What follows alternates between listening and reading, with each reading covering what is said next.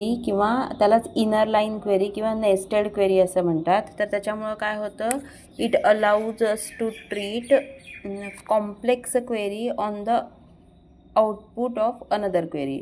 एखाद्या क्वेरीच्या आउटपुट वर दुसरी क्वेरी लावता येते. म्हणजे त्याच्यात 2 सिलेक्ट स्टेटमेंट असतात आणि त्याचा हा सिंटॅक्स आहे. म्हणजे आता ह्याचं एक्झाम्पल बघितल्यावर आपल्याला अजून चांगलं कळेल.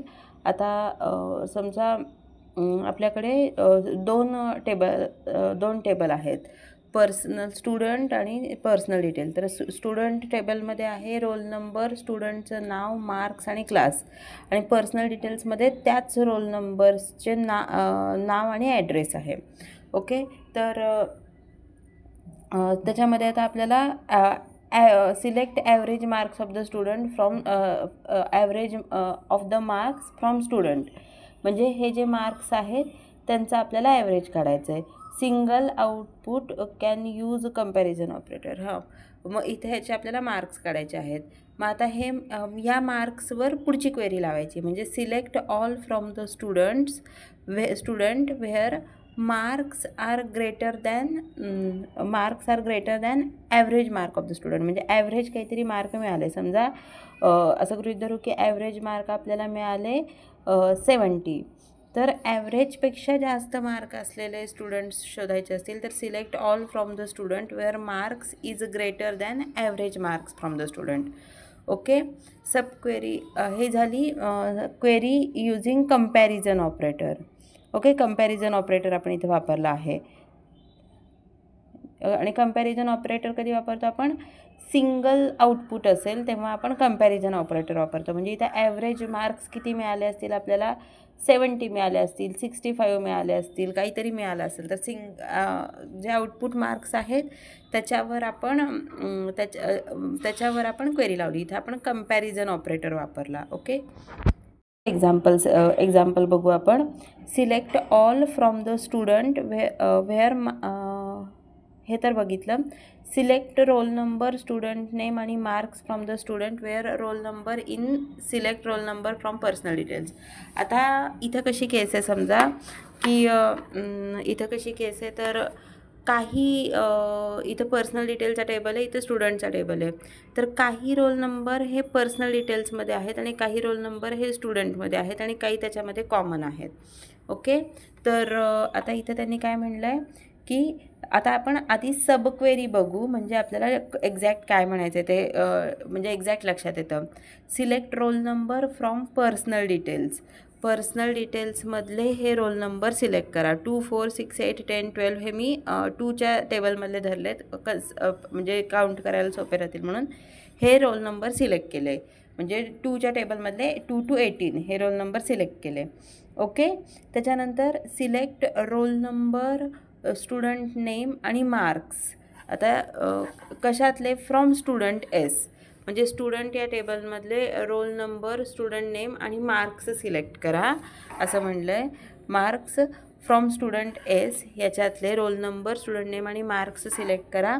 व्हेअर रोल नंबर इन याच्यामध्ये असेल रोल नंबर. म्हणजे ह्याच्यात कुठले रोल नंबर असणार आहेत, समजा 2, 4, 6, 8, 10, 12, 14 आणि 16 आणि 18 हे एवढेच रोल नंबर याच्यामध्ये असणार आहेत. आणि स्टुडंटच्या ह्याच्यात स्टुडंटची जी शीट आहे त्याच्यामध्ये किती रोल नंबर आहेत, 1 to 10 आहेत. ओके, मग आता इथे काय म्हणलं आपण की असेच रोल नंबर सिलेक्ट करा जे ह्याच्यामध्ये आहेत. स्टुडंटमधले असेच रोल नंबर सिलेक्ट करा जे याच्यामध्ये आहेत. मग ते कोणते येतील, फक्त 2, 4, 6, 8 आणि 10 एवढे येतील त्याच्यामध्ये. ओके, म्हणजे किती रोल नंबरचे डिटेल्स आपल्याला इथं द्यायचे, इथं ते देणार. रोल नंबर, स्टुडंट नेम आणि मार्क्स हे किती नंबरचे मिळणार, 2, 4, 6, 8 आणि 10. आधी ही क्वेरी ऑपरेट होणार. त्याचा आउटकम काय असेल तर 2, 4, 6, 8, 10, 12, 14, 16 आणि 18. आणि मग ही क्वेरी ऑपरेट झाल्यानंतर याच्यात असलेलेच फक्त हे डिस्प्ले करा म्हटल्यावर 2, 4, 6, 8, 10 एवढेच फक्त नंबर्स इथे दिसणार. ओके, आणि इथं आता इथं काय आहे, मल्टिपल आता ह्या क्वेरीतनं multiple row as a output मिळाला आपल्याला, म्हणजे roll number from personal details. आता बरेच रोल नंबर मिळाले. पर्सनल डिटेल्समधनं आपण रोल नंबर काढले तर आपल्याला बरेच रोल नंबर मिळाले. तर याचा अर्थ काय, पर्सनल डिटेल्समधनं आपण रोल नंबर काढले तर बरेच रोल नंबर मिळाले. जेव्हा आपल्याला मल्टिपल रोज आउटपुट मिळतं तेव्हा आपण लॉजिकल ऑपरेटर वापरतो, म्हणजे इन वगैरे हे काय झाले, लॉजिकल ऑपरेटर झाले. आणि जेव्हा आपल्याला सिंगल आउटपुट मिळालं होतं तेव्हा आपण कंपॅरिझन ऑपरेटर वापरलं. ओके, एक्झिस्ट ऑपरेटर बघू आपण आता एक्झिस्ट ऑपरेटरनी बघू आपण. आता ह्याच्यात काय आहे, select roll number marks from the student. आता इथे स्टुडंट हा टेबल आहे ना, तर त्याच्यातलं काय काय सिलेक्ट करायला सांगितलं, रोल नंबर आणि मार्क्स फक्त सिलेक्ट करायला सांगितलेत. ओके, आणि काय केस घातली, सिलेक्ट रोल नंबर आणि marks from the student S where S dot roll number is equal to P dot roll number. म्हणजे एस डॉट रोल नंबर, स्टुडंटमधला रोल नंबर हा पी डॉट रोल नंबरच्या equal असेल आणि marks हे greater than 40 असतील. ज्यांचे मार्क्स 40पेक्षा जास्त आहेत असेच फक्त सिलेक्ट करा. म्हणजे याच्यात जो कॉमन नंबर आहे तो, आणि ज्यांचे मार्क्स 40पेक्षा जास्त आहेत, एकापेक्षा जास्त कंडिशन घातलेल्या आहेत, तर असे रोल नंबर सिलेक्ट करा. आता पहिले आपण कॉमन असलेले रोल नंबर कोणते कोणते आहेत बघू. तर 2, 4, 6, 8 आणि 10 हे फक्त आहेत. S dot roll number is equal to P dot roll number आहे.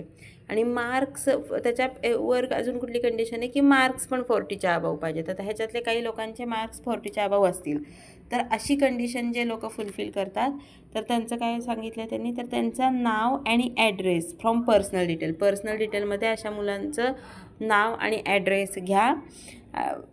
व्हेअर एक्झिस्ट म्हणजे ह्याच्यात असलेल्या रोल नंबरचेच फक्त ह्या क्रायटेरिया फुलफिल केलेल्या लोकांचेच फक्त नाव आणि ॲड्रेस घ्या, ज्यांचे मार्क्स 40पेक्षा कमी आहेत अशा लोकांचेच. म्हणजे कळालं, सब क्वेरीच्या आतमध्ये एक क्वेरी असते आणि कॉम्प्लेक्स क्वेरी सॉल्व करायसाठी ही वापरतात.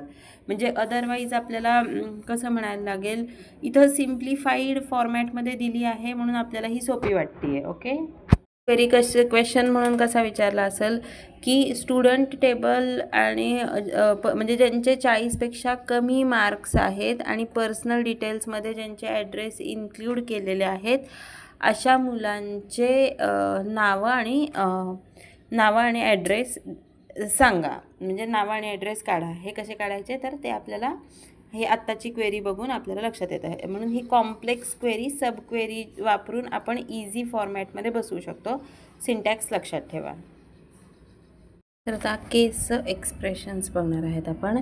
तर case expressions goes through the conditions. Case expressions काय होतात, कंडिशनच्या थ्रू जातात and returns the value when the condition is met. आणि जेव्हा कंडिशन मेट होते तेव्हा ते व्हॅल्यू देतात. Okay, when the condition is met, like if then else statement, if else statement circum case statement. If no conditions are true, it returns the value in the else clause. else clause मधली value दिली जर का कुठलीच condition meet नाही झाली तर. Okay, त्याच्यानंतर if there is आणि एल्स पार्ट नसेल तर नल रिटर्न करेल, आणि एल्स पार्टच जर का नसेल तर ते नल रिटर्न करणार. ओके, तर आता इथे आपण केस कंडिशन आणि केस एक्सप्रेशन्समध्ये काय फरक असतो ते बघू आपण. ओके, केस एक्सप्रेशनमध्ये काय फरक असतो तो बघू आपण.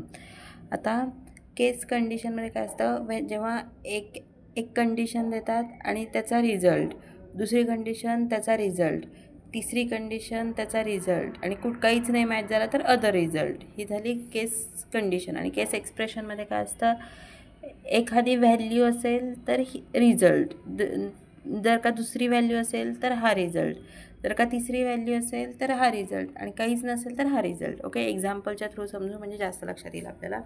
सिलेक्ट स्टुडंट आय डी आणि marks. Okay, select student I D आणि मार्क्स हे सिलेक्ट करायचे आहेत आपल्याला. कशामधनं, तर स्टुडंट या टेबलमधनं, फ्रॉम टेबल. पण त्याच्यासाठी आधी कंडिशन्स काय आहेत, when marks are more than 90 then first class, when marks are more than 80 then second class, else pass. End as grade. ह्या कशामध्ये हे सगळं कशामध्ये जाणार, ग्रेडमध्ये हे डेटा सेव्ह कर. हा फर्स्ट क्लास सेकंड क्लास हा डेटा ग्रेडमध्ये सेव्ह कर फ्रॉम स्टुडंटमध्ये. आता केस एक्सप्रेशन कसं जातं, select student I D select कर. आता केसमध्ये केस मार्क्स, इथं मार्क्स म्हणजे कॉलमचं नाव दिलं आहे आपण. कॉलम कुठल्या कॉलममधलं कंडिशन आहे, कॉलम नेम. जेव्हा इथे ही व्हॅल्यू असणार, इथे कंडिशन होती, इकडे व्हॅल्यू ही व्हॅल्यू असेल तर हा क्लास फर्स्ट क्लास, ही व्हॅल्यू असेल. जेव्हा मार्क्स या कॉलममध्ये ही व्हॅल्यू असेल तर तिथे सेकंड क्लास, आणि नाहीतर पास. मोर दॅन, लेस दॅन, ग्रेटर दॅन इथं कंडिशन वापरलेली नाही आहे, इथं आपण डायरेक्ट व्हॅल्यू दिलेली आहे. ओके, आणि हे सगळं ग्रेड या कॉलममध्ये सेव्ह कर फ्रॉम स्टुडंट. ओके, कळला फरक केस एक्सप्रेशन आणि केस कंडिशनमध्ये. तर इथे व्हॅल्यूशी कम्पेअर केलं जातं आणि इथं व्हॅल्यू दिली जाते, आणि इथे काय म्हणतात त्याला, कंपॅरिझन ऑपरेटर दिलं जातं, कंडिशन दिली जाते, व्हॅल्यू दिली जाते आणि त्या कंडिशन दिली जाते. आणि केस एक्सप्रेशनमध्ये इथे कॉलमचं नाव दिलं जातं. ओके, आता कॉमन टेबल एक्सप्रेशन बघूयात आपण. कॉमन टेबल एक्सप्रेशन काय आहे? A common table expression is a temporary named result set created from the simple select statement that can be used in subquery select statement. Can define CTE by adding with clause directly before select, insert, update, delete or merge statement. Okay, आता म्हणजे काय ते एकदा समजून घेऊ. जेव्हा आपण एक किंवा जास्त कंडिशन्स पण असतात सिटीमध्ये आणि त्या कॉमनली सेपरेट केल्या जातात. तर जेव्हा आपण असे मल्टिपल टेबल्स असतात तर आपण काही कारणाने ह्या टेबलमधला डेटा सिलेक्ट करतो, कंबाईन करतो, कम्पेअर करतो किंवा वेगवेगळे त्याच्यामध्ये ऑपरेशन्स करतो. तर त्याच्यामध्ये काय होतं, तर वेगवेगळ्या कॉलममधला डेटा आपण जेव्हा हे सगळं करतो तर तो डेटा कुठे ते रिझल्ट कुठे सेव्ह केले जात नाही. ते सगळं कंबाईन केलेलं किंवा जे काही आपण त्याच्यावर ऑपरेशन्स केले ते कुठे सेव्ह केले जात नाहीत.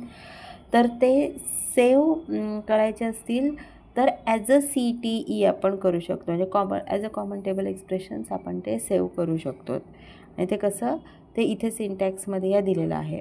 जेव्हा आपण हे असे मल्टिपल ऑपरेशन्स करतो एखाद्या टेबलवर, तेव्हा ते आपण CTEमध्ये सेव्ह करू शकतो. आणि ते कसं लिहायचं, तर विथ MyCTE ज्या नावाने आपल्याला सेव्ह करायचं त्या व्हेरिएबलचं नाव ॲज, आणि मग तिथून पुढं जे काही ऑपरेशन्स आपल्याला करायचे आहेत किंवा ज्या काही कंडिशन्स लावायचे आहेत, मग तो सगळा जो काही ऑपरेशन्स आपण केलेले आहेत एक्सप्रेशन्स तर ते टेम्पररी रिझल्ट्स असतात ना, ते पण सेव्ह करता येतात.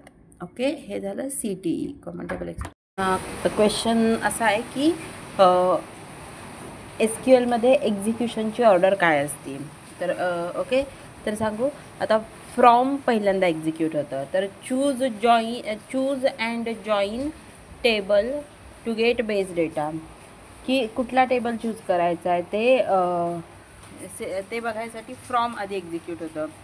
Where filters the base data, जो डेटा आहे तो फिल्टर करायचं काम व्हेअर करतं. या टेबलमधनं चूज करा जिथे डॅश डॅश असं आहे. त्यामुळे त्याच्यानंतर फ्रॉम नंतर व्हेअर येणार, व्हेअर नंतर ग्रुप बाय. मग त्या ज्या रोज असतील त्यांना ग्रुप करायचं असेल, ॲग्रिगेट द बेस डेटा, जर बेस डेटाला ॲग्रिगेट करायचं म्हणजे ग्रुप करायचं आहे तर त्याच्यासाठी ग्रुप बाय येणार. त्याच्यानंतर ग्रुप बाय, त्याच्यानंतर हॅविंग, आणि ॲग्रिगेटेड डेटावर फिल्टर लावायचं काम हॅविंग करतो, त्याच्यामुळे त्याच्यानंतर येणार हॅविंग. त्याच्यानंतर सिलेक्ट काय करतो, returns the final data, select final data return करतो, त्याच्यामुळे त्याच्यानंतर सिलेक्ट येणार. त्याच्यानंतर ऑर्डर बाय, म्हणजे जर का जो सिलेक्टेड डेटा आहे त्याला काही सॉर्ट करायचं असतं फायनल डेटाला तर ऑर्डर बाय येणार. आणि त्याच्यानंतर लिमिट, म्हणजे limit the return data to row count, म्हणजे जो काही फायनल डेटा आहे त्याला लिमिट करायचं काम, म्हणजे त्याच्यावर काही लिमिटेशन्स लावायचे असतील तर ते काम लिमिट करतं. म्हणून सिक्वेन्स काय आहे, ऑर्डर ऑफ एक्झिक्युशनचं सिक्वेन्स कसं असणार, ऑर्डर ऑफ एक्झिक्युशन काय असणार SQLमध्ये, फ्रॉम, व्हेअर, ग्रुप बाय, त्याच्यानंतर हॅविंग, सिलेक्ट, आणि सिलेक्ट नंतर ऑर्डर बाय आणि लिमिट. ओके.